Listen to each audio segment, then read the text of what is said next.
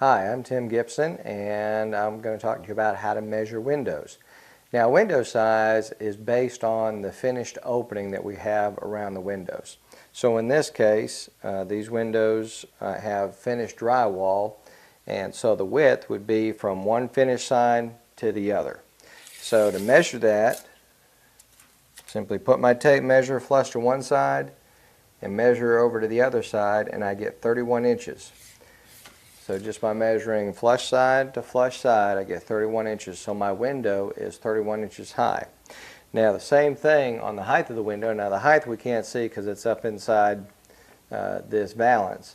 But there will be a top finish surface just like this drywall finish up inside. So I can insert my tape measure up to that lip. And then what I want to do is I want to measure down to the sill down in the bottom.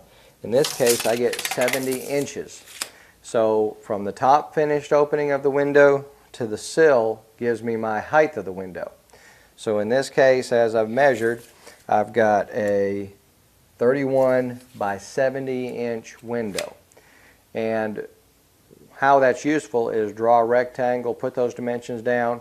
So now if you're constructing a valance or you're putting curtains up or measuring for curtains, then you have your good measurements for your windows as far as how many panels you'll need or what size you'll need for blinds. I'm Tim Gibson, and that's how to measure a window.